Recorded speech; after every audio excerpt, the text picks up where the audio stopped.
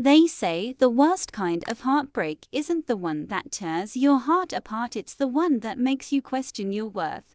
My name is Eliza Marino. And this is the story of how I died with a broken heart and came back with a billion-dollar company. But before I became her, the cold CEO everyone now fears I was just me, a simple girl, quiet, hard-working, ordinary, and deeply in love with a man who never truly loved me. His name, Ryan Keller.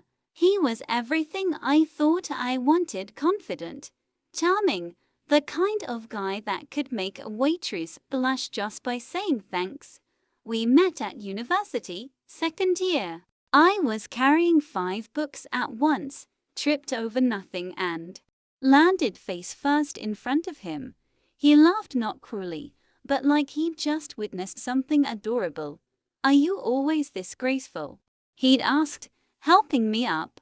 From there, it was laughter, late-night study sessions, little coffee dates that turned into hour-long conversations. He told me I was the first girl who saw him, not just his looks or the way people followed him around campus. And I believed him. God, I believed him. We dated for 3 years. 3 whole years. I gave him everything. My time, my savings, my dreams. Every time he struggled with rent, I covered it. Every time he failed, I lifted him up. I cooked his meals. I fixed his resume. I sat beside him in hospital waiting rooms. When his mom was sick, he called me his safe place. I called him my future. But I guess I was just a pit stop. Until something shinier came along. It started small. He stopped replying to my good morning texts, stopped calling me Liza. Bear started hiding his phone, showering right after coming home. I made excuses for him, told myself he was stressed, that the startup he was working at was demanding. But my heart, it knew. One night, I was scrolling Instagram while waiting for him to come home. He was hours late. My dinner was cold. My fingers numb from reheating it for the 4th time. Then I saw it, a story. A flash of a familiar jacket. His jacket. In the background of a luxury rooftop party. A girl, blonde, elegant, laughing as she fed him a bite of cake. His hand was on her waist. The caption: "Power couple vibes." Her name was Selena Hart, daughter of a famous hotel tycoon, fashion influencer. The kind of girl who got sponsorships for just blinking. My breath caught in my throat, but I didn't cry. Not yet. I waited. He came home at midnight, lipstick on his collar. I stood there in our little kitchen, hands trembling. "Eliza," he said, like he'd forgotten I existed. I asked him, voice low, "Where were you?" He looked annoyed, not guilty, just annoyed. "I told you I had a late meeting with Selena Hart." Silence. He didn't even bother denying it, just sighed and muttered, "You always do this." That night, he didn't sleep in our bed. The next morning, his things were gone. No explanation, no apology, just a text: "This relationship isn't working. I need someone who understands my world." And just like that, I was discarded, like a worn-out pair of shoes. I sat on the floor for hours, surrounded by memories, photos, half-eaten dinners, and a ring box I hadn't even shown him yet. Yes, I was going to propose. Crazy, right? Pathetic, even. The days that followed were a blur. Work became torture. My boss told me I looked like I hadn't slept in weeks. My friends, well, the few I had, sent me pity texts I couldn't bring myself to reply to. And when I opened Instagram, they were everywhere. Selena and Ryan, laughing in Paris, jet skiing in Dubai, Kissing under cherry blossoms in Tokyo. Power couple, Lavia Milif Hefinilla Foundature. Hashtag felt like a slap across my soul. Then came the final blow. I lost my job. Budget cuts, they said. I had nothing left. No boyfriend. No job. No family. My parents passed when I was in high school. And no home. I was 2 months behind on rent. That night, it rained. Of course it did, Klitsch. Right. I walked the streets aimlessly. Soaked. Tired. Done. My phone battery died, leaving me in silence. I sat by the road, clutching my knees, waiting for something, anything. And that's when I heard it. The screech of tires. The flash of headlights. The sharp, burning pain. They say your life flashes before your eyes when you're about to die. Mine didn't. I saw his smile, his betrayal, and I whispered, through blooded lips, if I could do it again, I wouldn't choose you. And then darkness. But death wasn't the end for me. It was just the beginning, because when I opened my eyes again, I was 20 years old. In my college dorm, wearing the exact same hoodie I wore the day Ryan first asked me out. My phone buzzed. Ryan Keller. Hey, Eliza. You free later? Wanna grab a smoothie? I stared at the screen, smiled coldly, typed back, no, I'm busy. Forever, you'd think I was hallucinating, or dreaming, or maybe still dying in a puddle of my own blood. But no, I was awake, alive, and reborn. The moment I realized it wasn't a dream, a chill ran down my spine. This was my dorm room. Same old cracked mirror. The plant I forgot to water. My scuffed sneakers under the desk. The stupid poster Ryan gifted me hanging on the wall. But it was the date that made my heart stop. October 12th. 5 years ago. The day Ryan first asked me out. Back then, I was too flustered to think. Too excited that someone like him noticed someone like me. I'd said yes without hesitation, without thought. This time, I had 5 years of pain sitting on my chest like a brick. So when his text came in the same exact message as last time, my fingers didn't tremble, they danced. No, I'm busy. Forever. I tossed my phone on the bed and exhaled. It was happening. I was truly getting a second chance. And I was going to use every damn second of it. The old Eliza. She was nice. Too nice. Helpful. Quiet. Supportive to the point of self-erasure. She tolerated being treated like a placeholder. A stepping stone. The new me. Oh, I was going to become untouchable. I wasn't going to chase love this time. I wasn't going to dim myself to fit someone else's version of worthy. No, I was going to build an empire. And when I walked through those future doors, I'd make sure no one could ever look down on me again. Step 1. Preparation. I dug out every memory from the last 5 years, all the career mistakes, the financial traps, the failed partnerships, the market trends I wished I had invested in, the timing of the cryptocurrency boom, the rise of direct-to-consumer skincare, the explosion of influencer-based marketing. I wrote it all down. Pages and pages. This time, I wasn't going to waste my energy begging for love. This time, I'd invest in myself. Step 2. Say goodbye to distractions. Ryan. Blocked. Selena. Blocked. Their social circle. Muted. No more stalking their lives. No more self-inflicted torture. I cleaned my digital world. Deleted every folder labeled couple goals and replaced it with business plan draft 01. Step 3. Set a foundation. I enrolled early into night classes on finance, product development, branding, digital marketing, all the things I wished I knew before. I even took online classes while still juggling my main college workload. People laughed.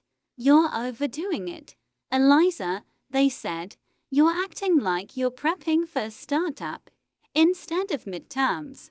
If only they knew. I worked part-time at a local skincare lab. Back then, I remembered how obsessed everyone was with clean beauty. Natural but powerful, honest ingredients, but few brands were authentic. I knew the market would soon scream for transparency. I volunteered for free just so I could be near the process.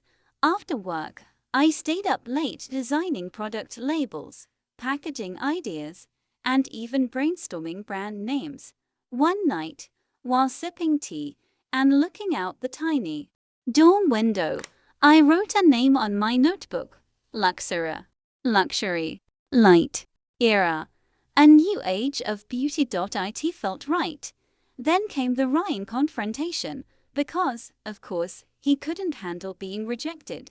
He found me on campus, cornered me near the old vending machine. "Hey, what's going on?"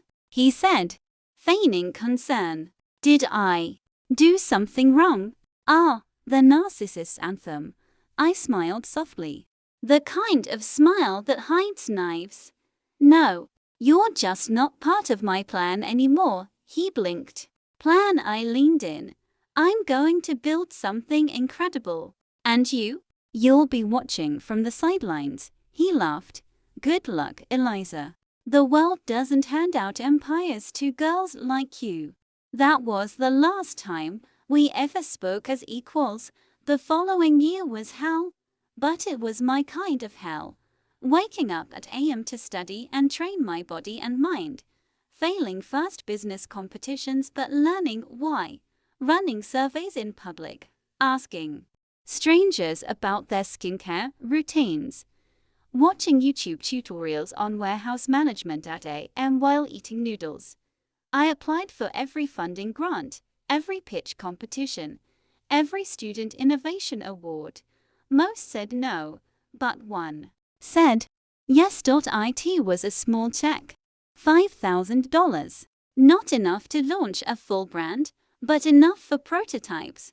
I partnered with a freelance chemist, formulated a gentle, glow-enhancing serum using bakuchiol and snow mushroom ingredients that weren't trendy yet, but would be. I called it Light Drop. I sent samples to 20 micro-influencers and skincare bloggers with handwritten notes.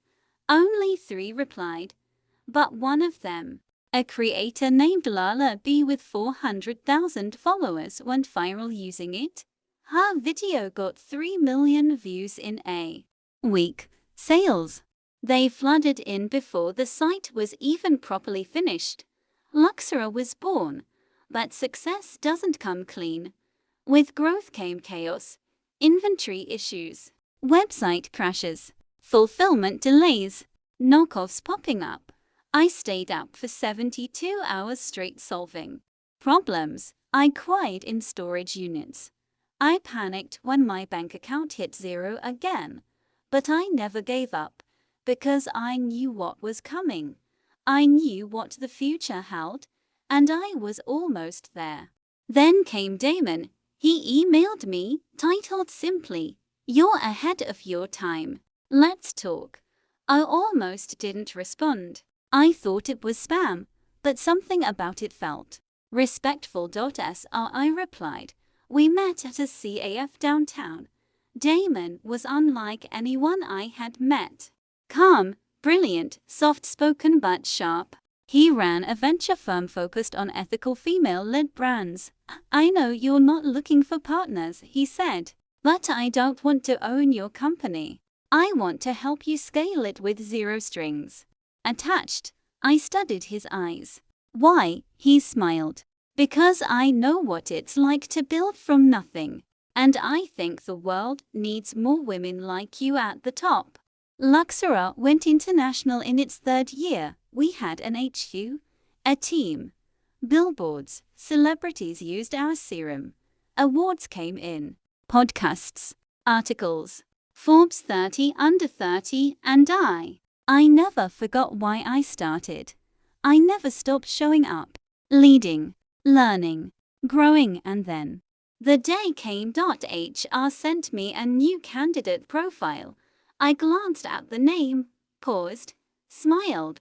Ryan Keller. He was applying for a junior marketing position.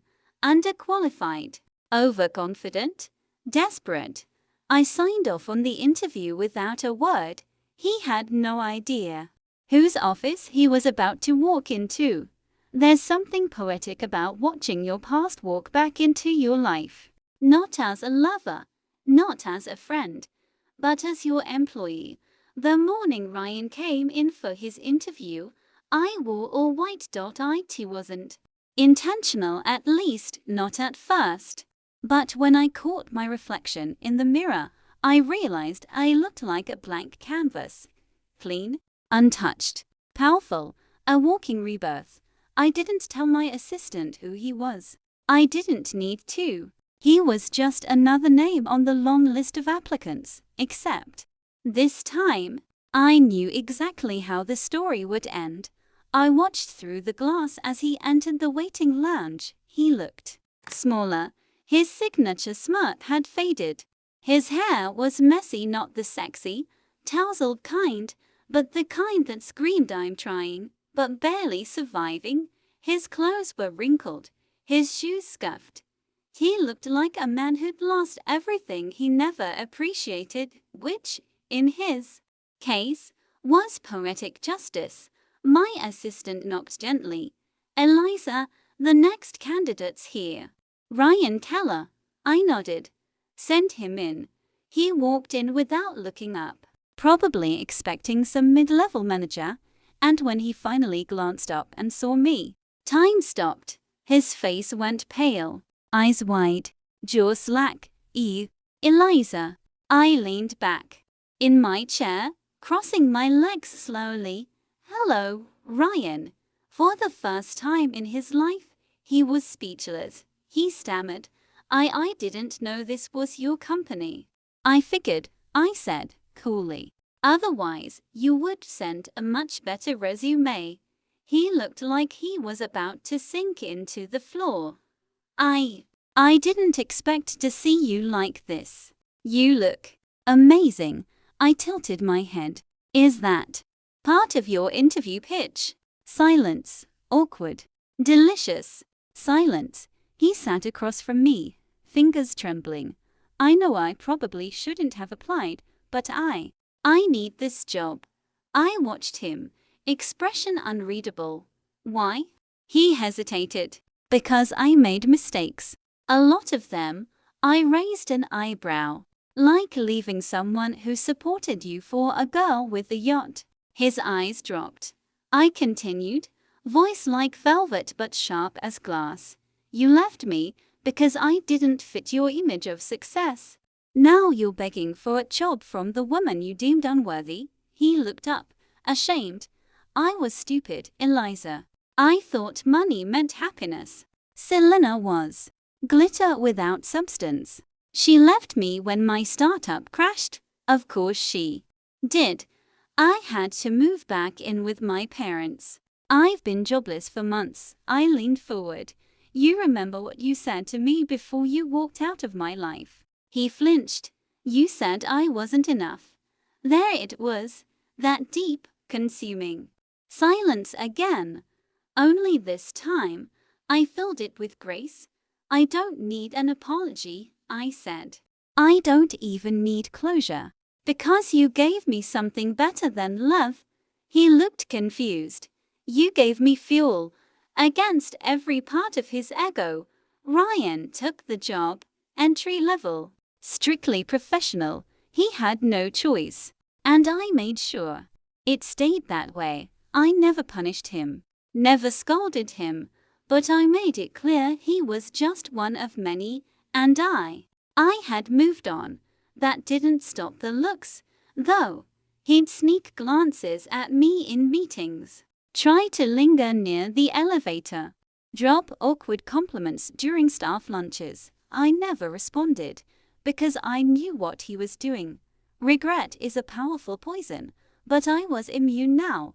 Meanwhile, Luxro reached new heights. Our second product, Velvet Bloom, sold out in under 2 minutes after launch. We expanded to Europe, partnered with global wellness retreats. My face graced business magazines, not for beauty but for power. And through it all, I never let success make me cruel. I rewarded my team, promoted the underdogs, created a foundation for young female entrepreneurs, because I remembered what it felt like to be alone, desperate, and invisible, and I vowed no woman would feel like that under my watch. One evening, after a press event, Damon walked me to my car. He was quiet, thoughtful. "You've done more in 3 years than most people do in a lifetime," he said. I smiled. "Still feels like I'm chasing something. Maybe because you haven't stopped running from your past." I froze. He looked at me gently. "You've proven yourself to everyone, even to Ryan. Maybe it's time to forgive." Forgiveness, maybe, but forgetting, never, because pain, when used right, becomes power, not to hurt others, but to build yourself into someone unstoppable. A week later, Ryan knocked on my door during closing hours. He stood in the doorway like a ghost of my former life. "Eliza," he whispered, "can we talk?" I nodded. Let him in. He sat across from me, the same spot he did during the interview. "I just wanted to say thank you," he said, "for the job, for not destroying me." "I don't destroy people," I replied. "Life handles that well enough." He chuckled bitterly. "I was a fool. I thought success meant luxury. Turns out, it means waking up every day with purpose. You have that." I never did. I studied him. He meant it. But his apology wasn't for me. It was for the man he used to be, and that was enough. As he stood to leave, he paused. "If we'd stayed together, do you think things would turned out differently?" I smiled. "Yes. I wouldn't be who I am today." He nodded quietly and walked away.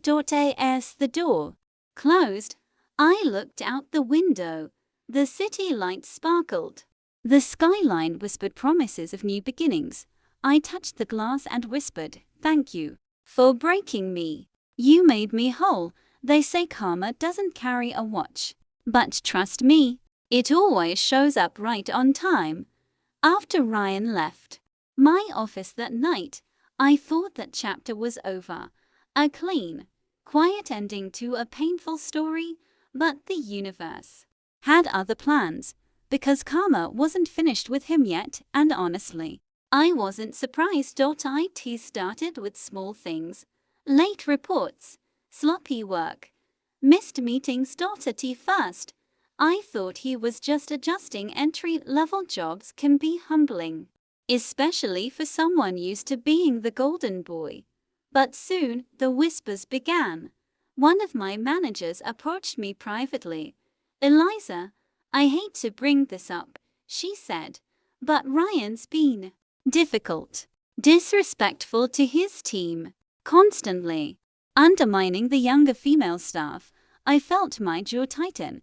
Had he learned nothing? I called for a performance review, not as a revenge move but as a leader protecting her team. When he walked into the conference room and saw HR, the senior director, and me sitting together, the color drained from his face. "Is this an intervention?" he joked, trying to lighten the mood. No one laughed. "Ryan," I said, "we're here because multiple reports have been filed about your behavior." He blinked. "What reports?" I slid a folder toward him. "There are testimonies from 4 different team members, all women, all citing dismissive language, credit theft, and inappropriate commentary." He sat still for a long time, then chuckled bitterly. "You're still trying to teach me a lesson, huh?" I didn't flinch. "No, Ryan, I don't teach. men lessons anymore. I protect women from them. Silence. Stone cold and final. The next day, HR placed him on probation. A week later, he quit. No letter, no goodbye. He just vanished, like the ghost of a mistake that had finally run out of chances. I thought that would be the end of it. But as always, real endings come with a twist. One rainy evening, months later, I was leaving the Luxora headquarters when I saw a familiar figure standing under a flickering street lamp. Ryan. Soaked, exhausted, unshaven. He looked like a man who'd lost more than just a job. He looked like he'd lost his identity. Eliza, he called out. I considered walking past him. I really did. But something in his eyes stopped me. Not regret, not guilt, just truth. I got evicted, he said. The agency I joined shut down. I tried freelancing, but no one wanted to hire me. I said nothing. He laughed bitterly. Funny, right? I used to think I was too good for you. Now I can't even afford rent.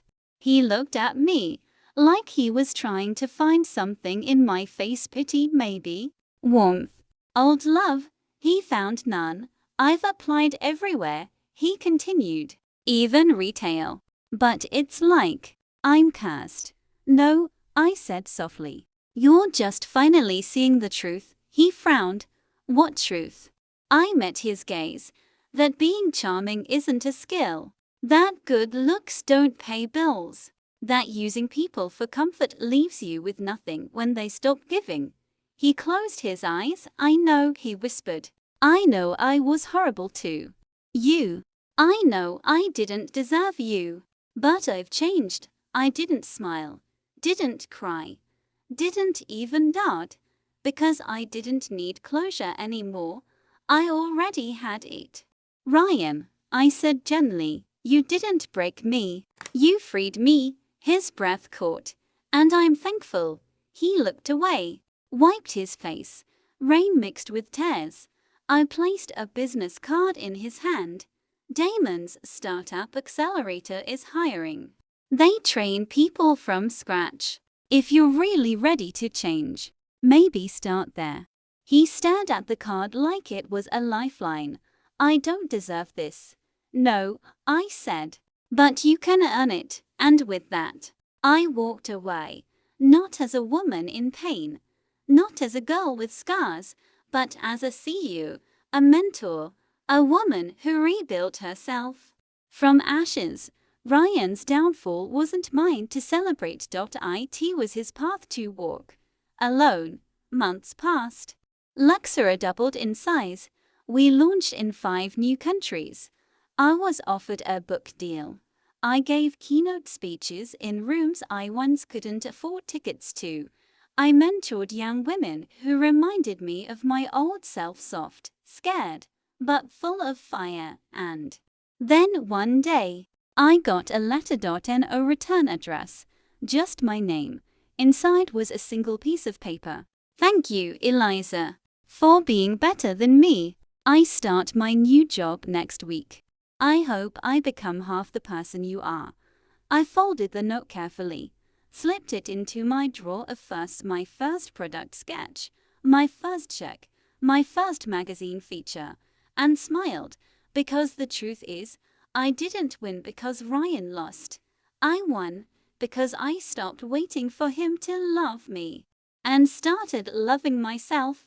The thing about healing is it's quiet. It doesn't arrive like a thunderstorm. It doesn't scream. It simply walks in, settles beside you, and says, you made it. 6 years after I died on that rainy street, I stood on top of the world, quite literally. The Luxora International Gala was held at the Crystal Horizon, the tallest glass rooftop in the city. 600 guests, billion-dollar investors, celebrities, media, the world watching, and at the center of it all me, Eliza Marino. Not Ryan's ex, not the broken girl in a hoodie, but the visionary behind a global beauty empire. The moment I stepped onto the gold-carpeted stairs, cameras flashed like lightning. Reporters surged. Eliza, over here.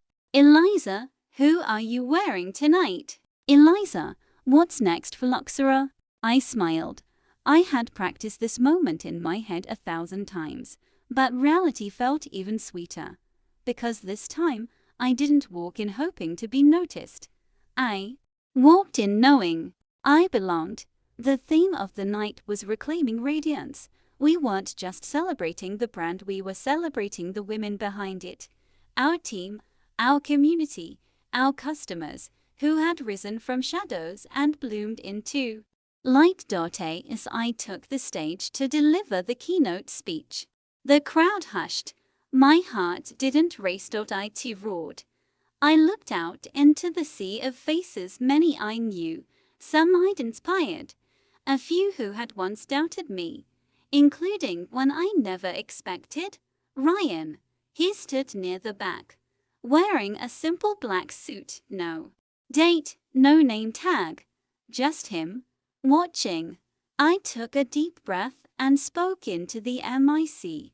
6 years ago, I stood in the rain, unemployed, heartbroken, forgotten. I thought my life had ended. But sometimes, endings are disguised as invitations. Invitations to begin again. To become the version of yourself that no one believed in, not even you. I let the silence breathe.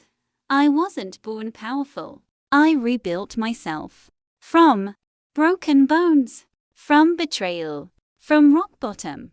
A pause. And if I can do that, so can you. The applause was deafening. Some stood. Some cried. And as I stepped off the stage, I felt it for the first time. Peace. Not pride. Not ego. But pace. After the gala, I found Damon standing by the balcony, sipping champagne. City lights glittered below, a mirror of the stars above. You were brilliant, he said, raising his glass. Thank you, I replied, for believing in me. Before I did, he turned to face me, something unreadable in his eyes. Eliza, there's something I need to say. I tensed, not from fear, but from knowing this moment had been coming for a long time. I've watched you rise, he said. Watched you break barriers, change lives, rewrite the rules. He stepped closer, but through all of it, I kept wondering, where do I fit in? I didn't answer, because I wasn't sure either. I never wanted to cloud your vision, he said. Never wanted to be another man who wanted more than what you were willing to give. But I'd be lying if I said I didn't love you. My heart didn't race. It slowed, because the old Eliza would have begged for this moment. But the new me, she had learned the value of stillness. Damon, I said, you were my greatest supporter, my most loyal partner, but I need you to know I'm whole, with or without you. He nodded, a soft smile blooming on his lips. And that, he said, is why I fell for you. We didn't kiss. There was no dramatic declaration, no sweeping romance, just understanding, mutual, quiet, beautiful. Later that night, as guests began to leave and staff packed up centerpieces, I stood alone by the glass wall, staring at the skyline. The wind brushed my hair back, and suddenly, a soft voice behind me. You made it. I turned. Ryan. He looked humbled. Older. Calmer. I wasn't going to come, he said, but I had to see it with my own eyes, and I asked. He smiled. Weakly. It's even more than I imagined. I didn't speak. He looked at me, pain flickering behind his eyes. You know, he said quietly, I used to think I was the main character, but now I realize I was just a chapter in your story. My eyes welled not with sorrow, but with release. Ryan, thank you for leaving me.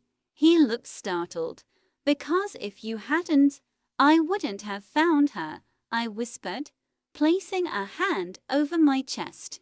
The woman who doesn't beg, doesn't chase, doesn't break. He nodded slowly, then turned and walked away, this time for good. I watched the lights dance on the horizon and took a long, slow breath. I wasn't just a CEO. I was a survivor, a leader, a woman who had been reborn by fire. And that night, I wrote the final chapter of my past, not with vengeance, not with bitterness, but with grace, because sometimes the best revenge is no revenge at all, just living so well they can't help but regret everything they lost. The whispers started small. At first, it was just a few board members raising eyebrows, asking why the CEO suddenly married a girl no one had ever heard of. Then came the tabloid articles, speculative, invasive, splashing headlines about how the mighty cold CEO, Ethan Stone, had fallen for a nobody with a mysterious past. But Ethan never said a word. Neither did I, because silence, in some ways, was my armor, and in others, my prison. 2 months passed since our fake marriage began. 2 months of living in his penthouse suite where everything was pristine, luxurious, and cold, just like the man himself. But gradually, something changed. It wasn't loud or obvious. It was in the way he stopped slamming the study door, the way he left dinner for me on the table even if he got home late, the way he quietly slid a new blanket into my room because I muttered once in passing that I was always cold at night, and sometimes, when I caught him staring at me across the dining table, there was something in his eyes I couldn't quite place. Not affection, not curiosity, but a storm. Like I reminded him of something, someone. Still, neither of us said much. We played our roles, him, the CEO with a mysterious pride, me, the dutiful wife with a heart full of ghosts. One rainy evening, while I was in the kitchen making tea, I found him leaning against the counter, watching me quietly. "You always do that," he said. I looked up. "Do what?" "Start twice clockwise, then once counterclockwise. Every time. Like a ritual." My fingers tightened around the spoon. I didn't even realize I had that habit. But he did. "Maybe I'm just superstitious," I said with a weak smile. He nodded slowly. "You had someone once, didn't you?" I froze. "What do you mean?" "You love too carefully," he murmured, eyes distant. "Like you're scared you'll ruin it if you give too much." I wanted to cry. Right there, with the steam of the tea clouding my glasses and the rain pelting the windows, like the world was sobbing with me. But I swallowed it all and said nothing, because he was right. I had someone once, and I gave too much, too fast, too blind, and I lost everything. Weeks later, the company hosted its annual charity gala. I stood beside Ethan in a stunning emerald gown he had picked, said it matched my eyes. I didn't ask how he knew. I didn't want to fall into the softness of that question. As we moved through the crowd, smiling, nodding, pretending to be the perfect couple, I spotted someone across the room. My blood ran cold. Adam. He was there. Older, still handsome, wearing the same smug smirk that once made my knees weak, and now made my stomach turn. He hadn't changed, but I had, and for the first time since our wedding, I clutched Ethan's hand tightly out of genuine fear, not for show. Ethan glanced at me, then at Adam, and without a word, he pulled me closer, protectively, possessively. Adam noticed. He sauntered over, pretending to be casual. Well, look who's made it to the top," he said to me, his voice dripping with mock sweetness. Didn't think you'd move on so fast, love. I smiled thinly. That's the thing about rebirths. You shed the rotting parts of the past. His jaw twitched. Ethan didn't say a word, just stared at Adam with a coldness I had never seen before. Then he leaned in, his lips brushing my ear, and whispered, "Tell me everything when we get home." My heart stuttered. Everything. Could I really? Finally, say it out loud. That night, after the gala, I stood in the living room trembling. He didn't push, just sat silently, waiting. As I told him about the accident, about the betrayal, about Adam saving his new love while I bled on the side of the road, about how I clawed my way back not just to survive, but to live. Ethan's face was unreadable. Then he said quietly, "You don't owe anyone an apology for surviving." That's when I broke, and he didn't pull away. He just held me. As I wept. For the first time in years, I felt like someone truly saw me, not the fake wife, not the broken girl, but the woman who rose from the ashes. And in that silence, something shifted between us, something terrifying, something real. But real comes at a cost, and the next morning, that cost came knocking in the form of a scandal. Fake marriage scandal. CEO Ethan Stone's wife exposed as fraud. Someone leaked everything: our contract, my past, and a photo of Adam leaving my apartment weeks before the gala, which he absolutely hadn't. That was fabricated. My hands shook as I held the tablet. Ethan stormed into the room, eyes blazing. "They're trying to destroy both of us." I nodded numbly. "And they're winning, because suddenly, the man who said he believed in me was being forced to choose his empire or me." And that's when I realized I was falling in love with him. But love isn't always enough, especially when the ghosts of your past come armed with knives and lies. I didn't remember falling asleep, but I woke up in the penthouse guest room, sunlight leaking through the curtains and a tray of breakfast beside me. Croissants, scrambled eggs, strawberries, things I loved but hadn't mentioned to anyone in years. Did he remember? Or was this just coincidence? I sat up slowly, still in yesterday's clothes, the events of the gala flooding back like a tidal wave. The kiss, the confrontation, the way Emery had pulled me close in front of that sea of cameras, not as an act, but as something real. Could it be? As if summoned, he knocked gently before stepping in. He was in a plain grey hoodie, hair unstyled, eyes softer than I'd seen in a long time. "Morning," he said. "Didn't mean to ambush you last night. Are you okay?" I nodded, unable to find words. He sat at the edge of the bed. "I need to tell you the truth now. All of it." And he did. Everything from the moment his agent first suggested the fake marriage, to the pressure of keeping up appearances, to the guilt that grew each time I smiled for the cameras while feeling hollow inside. But somewhere along the way, he said, voice cracking slightly, "I stopped pretending. I started waiting for moments with you, not the cameras. I liked how you talk to the plants on the balcony, how you hum when you cook, how you hate ginger in your tea but always drink it when I'm sick." I blinked, emotions warring inside me.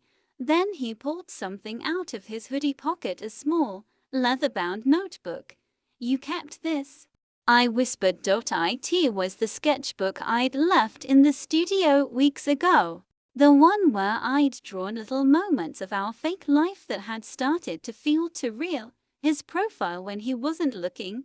The kitchen scene, where he handed me soup. Our intertwined hands that night of the beach shoot. "I didn't know how to say I was falling in love with you," he said.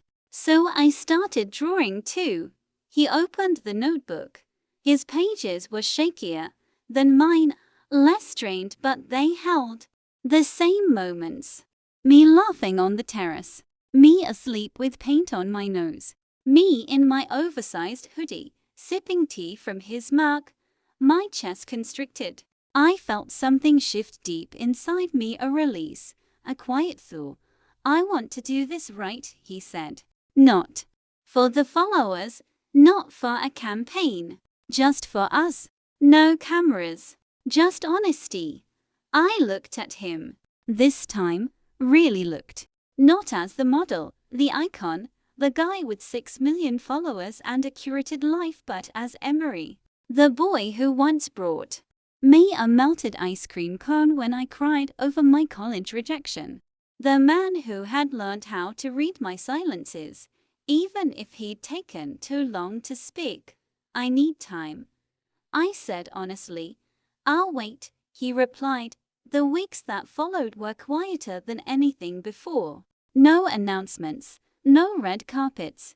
I returned to painting, this time privately. He returned to his creative director role, working behind the lens instead of in front. We weren't avoiding the world. We were rebuilding ours. One afternoon, as I walked into the art gallery I used to visit alone, I found one of my sketches framed, hung in a corner, labeled anonymously. I turned to find Emery leaning on the opposite wall. You submitted this. I bought the space for pop-up. It's yours now? I stared at him, mouth open. You gave me your heart when I didn't deserve it, he said. Let me earn it now. The pop-up exhibit opened on a rainy Saturday. The kind of rain that painted the city in watercolor, soft and reflective. I hadn't invited anyone formally, not the influencers, not the bloggers, not the press. I just wanted to put something real into the world, finally. But somehow, they came. People wandered through the space quietly, pausing in front of the sketches mine. Emery's, even a few we'd drawn together unknowingly. Moments from our strange, tangled love story. From fake smiles to silent breakfasts to a single real kiss beneath spotlights. There was no plaque, no giant reveal. Just a title on the wall, truth in the frame. And they understood. One girl whispered to her friend, "Isn't this the couple who faked a marriage for press? Or was it real? I can't tell anymore," another murmured. "This feels too intimate to be staged."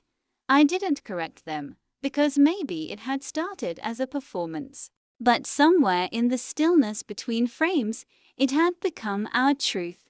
A week later, the post dropped. I didn't write it for clicks. I didn't draft it with a publicist. I just opened notes on my phone and let the truth out. I married a man I barely knew because a team of people said it would help both our careers. And it did.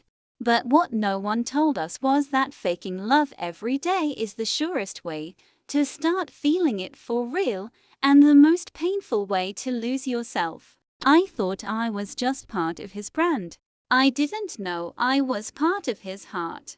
This is not a scandal. This is a confession. For the first time in my life, I don't want applause. I want peace. We were fake. Until we weren't. And now, I'm finding myself again. Frame by frame, I posted it on my dormant art page. The one with only 3,000 followers. It went viral overnight. People were tired of glossy perfection. They wanted the mess, the honesty, the humanity. And this was realer than any PR campaign ever crafted. Frame by frame trended for 2 days. Some praised it. Some called it manipulative. Some tried to twist it into a scandal again. But most, they saw us. For the first time. That night, Emery called. I saw the post, he said, his voice quieter than usual. I felt like I was reading my own heart on someone else's screen. I laughed softly. "We've always spoken better in silence," he hesitated. "Can I see you?" I paused, then said, "Come to the gallery." After close, he arrived just as the lights dimmed. The last guest trickled out, and the room was ours. We stood surrounded by our moments, inked and framed, frozen and echoing. There were no followers here. No cameras. Just two people who had worn too many masks and finally wanted to breathe. "I don't want to lose this," he said. "I don't want to lose you." "You almost did," I replied honestly. "You had me, Emery. You had all of me. And then you hid behind the illusion again." "I was scared," he admitted, "of what it would mean to want something real. To risk everything we built. We didn't build anything worth keeping if it was all smoke." He looked at me like he had the night of the gala. Raw, unfiltered. "But what if we start over?" he asked. "No PR, no contracts. Just us." I swallowed hard. My heart was beating like a drum inside my chest. "I'm not the same girl who signed that contract a year ago." "Good," he said, "because I'm not the same man." And then he stepped closer. "You taught me how to see," he whispered. "Now let me love what I see." We didn't kiss right away. We didn't rush it. We just stood there breathing. In the stillness. Two people who had turned their fake beginning into something achingly real. And this time, there were no hashtags, no flashes, no lies. Just truth, between two frames. The sun dipped beneath the horizon, painting the Istanbul sky in warm golds and fading violets. I stood near the Bosphorus, hands tucked into my pockets, staring at the ferry that had just pulled away. Every part of this city reminded me of her, of Miriam. A month had passed since she left for London, and it felt like a lifetime. We talked every night. Her laughter came through the phone like a song I couldn't forget, but her absence echoed louder. Every room we had shared, every street we had walked together, it all felt empty without her. I thought long and hard about what to do. I weighed my job, my future, and my feelings like they were numbers in a ledger. But love doesn't work like spreadsheets and timelines. It works on heartbeats, moments, and what you're willing to risk. And so, I booked a flight. When I landed in London, it was rainy and cold, the kind of weather she never liked. I remembered her scrunching up her nose and joking about needing a personal sun lamp to survive this place. I smiled at that.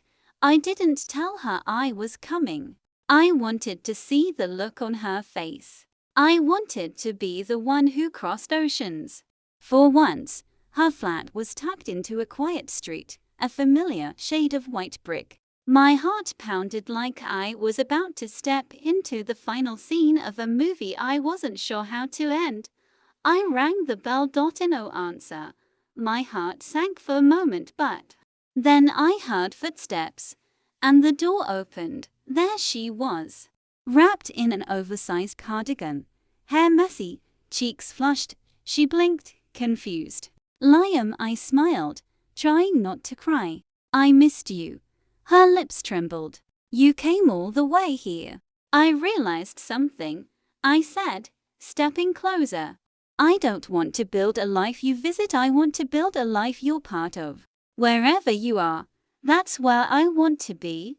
She laughed, tearful and breathless. "Are you saying what I think you're saying?" "I'm staying," I said, "if you'll have me." She launched herself into my arms, holding on like she'd never let go. "I was afraid you'd never come," she whispered. "I was afraid of everything," I replied, holding her tighter. "But never of you." Years later, our wedding was small but vibrant, held on a hill in Turkey, overlooking the same Bosphorus waters where our love story began. Her family danced. My parents cried. And we wrote vows in both Turkish and English, promising not just love, but understanding. Now we split our time between Istanbul and London. With a CAF we opened together in Katki. It's called Two Tongues, One Heart. Some days are chaotic, some are quiet, But every day is filled with a kind of peace I never knew before her. Because home isn't a place, it's a person, and I found mine in her eyes. Thanks for watching. Hoped you liked it. If you watched till the end, please comment love, so that we could understand you were with us till the end. As well as, please let us know, where are you watching from? Before leaving, please hit the subscribe button, comment your thought, and share with your nearest and dearest one. See you in the next one. Until to the next one, spread love.